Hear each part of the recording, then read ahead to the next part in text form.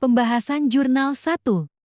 Okay, here I will review the contents of the journal entitled Efficacy of Brain Gym on Improving Cognitive Function in Dementia Patient, which was researched directly by Ferry Agusman Mutoho Mendrova, Dwi Indah Iswanti, and Umi Hani in the year 2020.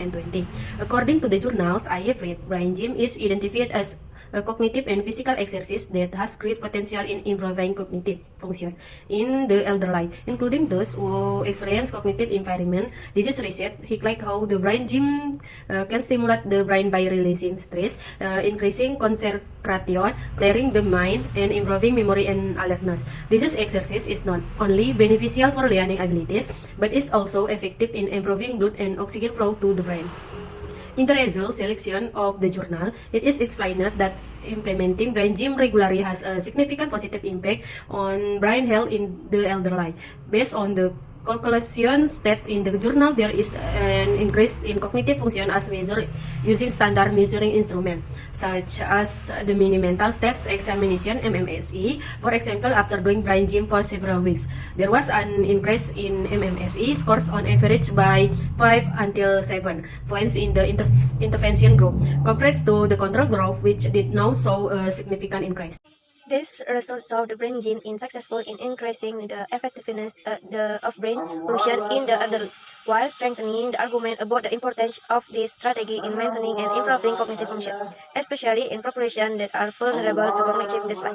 This finding also reinforces the importance of integrating cognitive and physical exercises in elderly healthcare, providing a new perspective on a holistic approach to the prevention and management of cognitive impairment in old age. Jurnal 2. Pendahuluan, demensia adalah penyakit yang melibatkan penurunan fungsi kognitif. Sering diamati pada orang tua. Organisasi Kesehatan Dunia memperkirakan peningkatan yang signifikan dalam populasi lansia dan akibatnya kasus demensia pada tahun 2025 di Indonesia. Jawa Tengah memiliki persentase individu lansia yang tinggi. Meskipun tidak ada obat untuk demensia, strategi pencegahan yang disebut Mediterranean DASH Intervention for Neurodegenerative Delay (MIND) dia telah menunjukkan hasil yang menjanjikan. Tujuan penelitian ini bertujuan untuk menentukan karakteristik usia, jenis kelamin, pendidikan, dan hasil short portable mental, status kuesioner SPMSQ, serta tingkat pengetahuan diet dan hubungan antara pengetahuan diet, khususnya tentang diet MIND, dan hasil SPMSQ pada lansia di RW 06 S Talok Village Posyandu, Distrik Bumiayu. Karakteristik responden penelitian yang dilakukan pada 9 Maret 2022 mencakup 20 responden, dengan 80% adalah perempuan dan 65% dalam rentang usia 66-74 tahun, lansia muda. Mayoritas responden hanya memiliki pendidikan sekolah dasar 65%. Hasil tes SPMSQ menunjukkan bahwa 60% lansia memiliki fungsi intelektual yang utuh. SPMSQ adalah alat untuk menilai memori dan keterampilan hidup sehari-hari pada orang tua. Kemudian, tingkat pengetahuan diet pikiran. Studi ini menemukan bahwa tingkat pengetahuan tentang diet MIND untuk mencegah demensia di antara responden berada dalam kategori yang cukup. Diet MIND menekankan makanan nabati alami, makanan hewani, terbatas, dan makanan lemak jenuh tinggi, dan peningkatan konsumsi buah beri dan sayuran berdaun hijau. Jadi, kesimpulannya adalah studi tersebut mengungkapkan bahwa mayoritas lansia di RW 06 East Talok Village, Posyandu, Kabupaten Bumiayu adalah perempuan dalam kategori lansia muda dan hanya memiliki pendidikan sekolah dasar. Sebagian besar responden memiliki fungsi intelektual yang utuh dan pengetahuan mereka tentang diet MIND sudah cukup. Informasi ini dapat digunakan untuk mengembangkan strategi pencegahan demensia yang ditargetkan di wilayah tersebut. Hasil dari penelitian terhadap 20 responden lansia menunjukkan bahwa pengetahuan mereka tentang diet MIND untuk mencegah demensia memiliki nilai yang cukup. Setelah pendidikan, sebagian besar responden memahami komponen makanan dalam diet MIND. Ada hubungan yang signifikan antara pengetahuan diet pikiran dan SPMSQ, menunjukkan bahwa pendidikan tentang diet diperlukan untuk orang tua. Penelitian menunjukkan bahwa kegiatan pendidikan dan konseling dapat meningkatkan pemahaman lansia tentang pencegahan dan pengendalian hipertensi. Hipertensi dapat dikelola melalui gaya hidup sehat dan pengetahuan yang baik tentang pencegahan dan pengobatannya. Sangat penting. Kementerian Kesehatan bekerja untuk meningkatkan promosi kesehatan melalui komunikasi, informasi, dan pendidikan untuk meningkatkan pengetahuan, kesadaran, dan keinginan masyarakat untuk mencegah dan mengobati hipertensi. Aktivitas fisik, termasuk olahraga, dapat meningkatkan daya ingat pada pasien dengan demensia.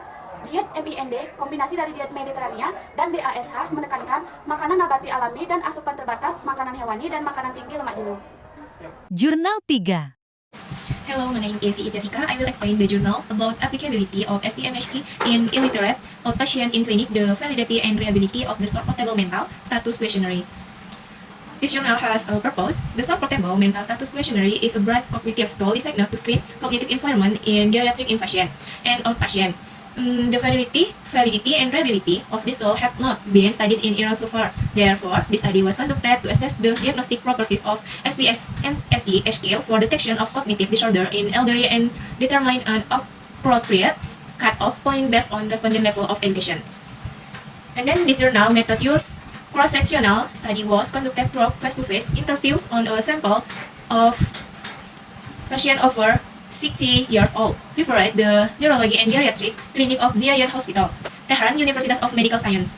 Regarding the type of cognitive impairment, participants were divided into two groups, those with cognitive disorder 96 and healthy 60. The level of literacy was also considered in each of the group.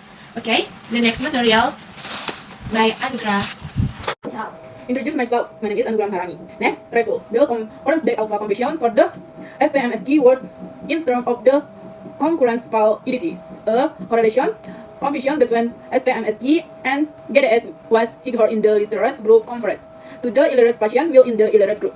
The SPMSG had a ignored correlation with to the illiterate patient. While in the illiterate group, the SPMSG had a ignored correlation with AMT compared to the other talks, based on the SM5, the cutoff point of SPMSG was for in the illiterate elderly patient, and the sensitivity and comprehensivity of the talks were at H5 and H respectively. However, in the literate patient, the cutoff point was 3 and the sensitivity and specificity were I3 and 5.3 respectively. So two components, namely orientation and long-term memory confession, were determined for the SPMSG. Use the factor analysis. Next, kemudian conclusion, the Iranian version of SPMSG has a validity and reliability for diagnosing cognitive disorders and can be used for cognitive screening of literate older adults. Jurnal 4. Baiklah, saya akan membahas jurnal tentang tingkat kemandirian, fungsi intelektual, dan status mental lansia di Budi Mulia 1 Cipayung Timur. Menua merupakan proses yang berangsur-angsur mengakibatkan perubahan yang kumulatif. Lansia mengalami penurunan fisik secara terus-menerus, secara alamiah, baik secara fisiologis maupun psikologis. Untuk beradaptasi dengan stres lingkungan, penurunan fisik pada lansia terjadi karena perubahan morfologis pada otot. Perubahan tersebut dapat mengakibatkan kelambatan dalam gerak langkah kaki yang pendek, kekuatan otot menurun terutama pada ekstremitas bawah. Jadi, jurnal ini menjelaskan populasi lansia yang tinggal di Fanti Tresna, Wardah Budi Mulia 1 Jakarta Timur terdapat 240 orang lansia.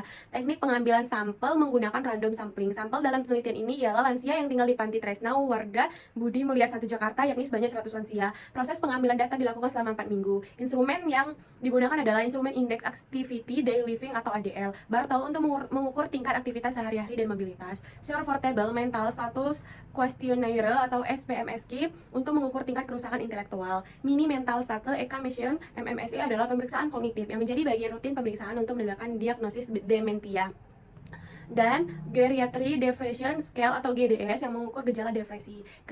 Kriteria inklusi pada penelitian ini adalah lansia yang tidak akan keadaan sakit, mampu berkomunikasi dengan baik, dan mempunyai pendengaran yang baik. Kriteria eksklusi pada penelitian ini adalah lansia yang mengalami kerusakan fungsi intelektual sedang dan berat, lansia dengan penyakit akut, dan lansia yang mengalami Baiklah, saya akan menjelaskan hasil karakteristik respon terhadap usia, jenis kelamin, pendidikan, dan agama. Tabel pertama yaitu distribusi frekuensi responden berdasarkan usia, jenis kelamin, pendidikan, dan agama. N sama dengan 100. Tabel pertama, usia 60-79 yaitu 81, usia 80-90, 19, totalnya yaitu 100. Berdasarkan jenis kelamin, 38%, 62%. Berdasarkan pendidikan, tidak sekolah ada 4%, SD 64, SMP 10, SMA 14, perguruan tinggi 8. Agama Islam 94, Kristen ada 6%. Jadi tabel pertama menunjukkan bahwa sebagian besar lansia berusia 60-70 tahun, sebagian besar berpendidikan sekolah dasar, dan lansia mayoritas beragama Islam. Tabel kedua, distribusi frekuensi berdasarkan variasi penelitian. Yang pertama, tingkat kemandirian, mandiri 65%, ketergantungan 35%, jadi totalnya 100. B, fungsi intelektual, yaitu utuh 86, sedang 8, ringan 6, totalnya ada 100. Jadi fungsi mental baik ada 67, tidak kerusakan ada 24, jadi totalnya 100. Dan yang D, tingkat depresi, normal ada 4, resiko 84, depresi ringan 12, jadi totalnya ada 100. Berdasarkan tabel yang kedua, tingkat kemandirian lansia menunjukkan mandiri penuh sebanyak 65%, fungsi intelektual pada lansia menunjukkan fungsi utuh sebanyak 86%, fungsi mental pada lansia menunjukkan fungsi yang baik 76%, tingkat depresi pada lansia menunjukkan beresiko yaitu 84%. Sebanyak 15 orang, 72% termasuk mandiri, 3 orang termasuk ketergantungan, sebagian dari 3 orang tersebut dalam ketergantungan total. Kemudian ada pembahasan berdasarkan jenis kelamin, lansia dengan jenis perempuan memiliki presentasi lebih besar daripada laki-laki. Nah, di Indonesia usia perempuan itu sampai berkisaran 71 tahun dibandingkan laki-laki yaitu 67 tahun. Karakteristik berdasarkan tingkat pendidikan pada lansia yang tinggal di panti menggambarkan tingkat pendidikan respon lebih banyak. Berpendidikan sekolah dasar, hal ini menunjukkan bahwa pendidikan yang rendah merupakan salah faktor yang mempengaruhi kesejahteraan keluarga hingga lansia. Hasil penelitian, tingkat kemandirian lansia sebagian besar lansia mandiri. Hal ini sejalan dengan penelitian yang dilakukan oleh Rohendri pada 2016 tentang gambaran tingkat kemandirian lansia.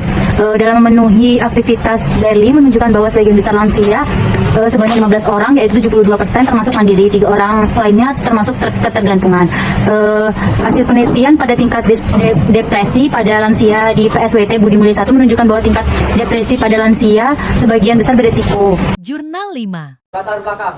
Yang pertama itu tujuan penelitian ini adalah untuk mengetahui manfaat pelatihan kesehatan kognitif deteksi dini bagi kader di Desa Suro, Kecamatan Kalibagon, Kabupaten Banjarmasin. Terus yang kedua, penelitian ini bertujuan untuk mengidentifikasi karakteristik kader kesehatan di wilayah tersebut. Yang ketiga, pelatihan tersebut diharapkan dapat meningkatkan pengetahuan dan keterampilan kader kesehatan. Terus yang keempat, penelitian ini juga mencakup evaluasi tentang perubahan keterampilan sebelum dan setelah pelatihan dilakukan. Adapun latar belakang kedua itu mayoritas kader kesehatan Desa Suro berusia antara 36 dan 45 tahun yang termasuk dalam kategori dewasa menurut WHO. Dengan kemampuan otak bekerja maksimal menerima informasi dengan cepat. Yang kedua, mayoritas penduduk kader kesehatan di Desa Suro adalah SD atau MI. Menyusul temuan bahwa mayoritas pendidikan kader kesehatan desa adalah SD dan SMP, diikuti oleh SMA dan jumlah kecenderungan pendidikan tinggi atau akademik. Yang ketiga, sebagian besar kader kesehatan di Desa Suro adalah ibu rumah tangga atau IRT berdasarkan hasil penelitian di mana sejumlah 23 responden atau 57,5% dari kadar pemilihan pekerjaan tersebut. Yang keempat, terdapat persesuaian antara temuan penelitian ini dengan temuan luas Wikas, Sono, Herawati, dan Fatimi, di mana sebanyak 33,3% kader kesehatan di wilayah kerja Puskesmas di Limor juga merupakan ibu rumah tangga. Terus ada pembahasan yang pertama, mayoritas responden di Desa Suro telah melakukan kader kesehatan selama 1-10 tahun dan 45,5% telah menjabat selama 10 tahun ke atas sesuai dengan penelitian sebelumnya yang dilakukan oleh Wicaksono. Yang kedua, kemampuan usia untuk belajar dari pengalaman menjadi faktor kunci seperti yang ditekankan oleh Puja Stuti mendukung kelanggengan kader kesehatan. Terus yang ketiga, program pelatihan telah efektif dalam meningkatkan pengetahuan keterampilan kader kesehatan. Terbukti dengan nilai tes dan post test yang menunjukkan peningkatan tingkat pengetahuan di Desa Suro dan Kecamatan Limor. Terus yang keempat, pelatihan mini metal untuk screening demensia pada pasien lanjut usia telah menunjukkan hasil positif dengan peningkatan demonstrasi teknik pengisian dan peningkatan sukar awal bagi peserta. 5. Pelatihan deteksi dini kesehatan kognitif pada lansia di Desa Suro berpengaruh positif terhadap kemampuan kerangka informasi dan kesejahteraan dengan nilai p-value signifikan kurang dari